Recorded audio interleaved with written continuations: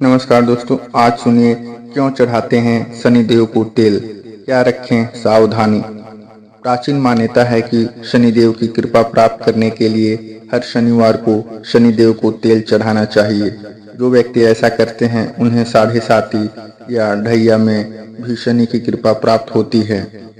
लेकिन शनिदेव को तेल क्यों चढ़ाते हैं, इसको लेकर हमारे ग्रंथों में अनेक कथाएं हैं। इनमें से सर्वाधिक प्रचलित कथा का संबंध रामायण काल और हनुमान जी से है।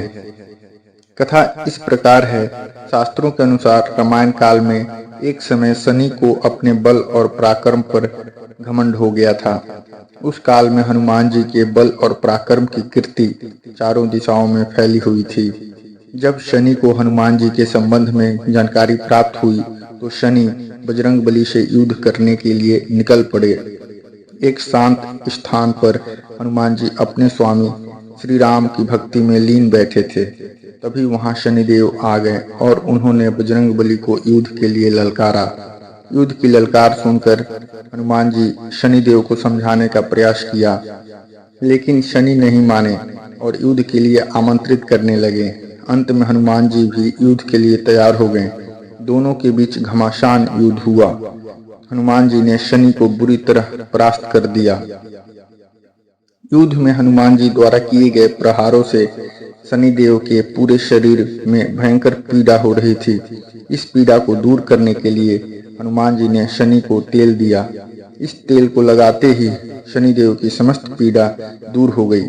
तभी से शनिदेव को तेल अर्पित करने की परंपरा प्रारंभ हुई।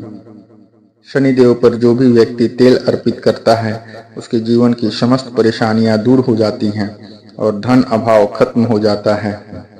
जबकि एक अन्य कथा के अनुसार जब भगवान की सेना ने सागर सेतु बांध लिया तब राक्षस इसे हानि न पहुंचा सके, इसके लिए पवन सुत हनुमान को उसकी देखभाल की जिम्मेदारी सौंपी गई। जब हनुमान जी शाम के समय अपने इष्ट देव राम के ध्यान में मग्न थे, तभी सूर्य पुत्र शनि ने अपना काला कुरूप चेहरा बनाकर क्रोधपूर्ण कहा, हे वानर, मैं देवताओं में शक्तिशाली शनि हूँ। सुना है तुम बहुत शक्तिशाली हो। आंखें खोलो और मेरे साथ युद्ध करो। मैं तुमसे युद्ध करना चाहता हूँ। इस पर हनुमान ने विनम्रतापूर्वक कहा, इस समय मैं अपने प्रभु को याद कर रहा हूँ। आप मेरी पूजा में विघ्न मत डालिए। आप मेरे आदरणीय हैं, कृपया करके आप यहाँ से चले जाइए। जब शनिदेव लड़ने पर उतर आए तो हनुमान जी ने अपनी पूंछ में लपेटना शुरू कर दिया, फिर उन्हें कसना प्रारंभ कर दिया। जोर लगाने पर भी शनि उस बंधन से मुक्त न होकर पीड़ा से व्याकुल होने लगे। हनुमान जी ने फिर सेतु की परिक्रमा कर शनि के घमंड को तोड़ने के लिए पत्थरों पर पूंछ को झटका दे देकर पटकना शुरू कर दिया। इससे शनि का शरीर लहूलुहान हो गया, जिससे उनकी पीड़ा बढ़ती गई। तब शनिदेव ने हनुमान जी से प्रार्थना की कि मुझे बंधन मुक्त कर दीजिए। मैं अपने अपराध की सजा पा चुका हूँ, फिर मुझसे ऐसी गलती नहीं होगी। तब हनुमान जी ने जो तेल दिया उसे घाव पर लगाते ही शनिदेव की पीड़ा मिट गई।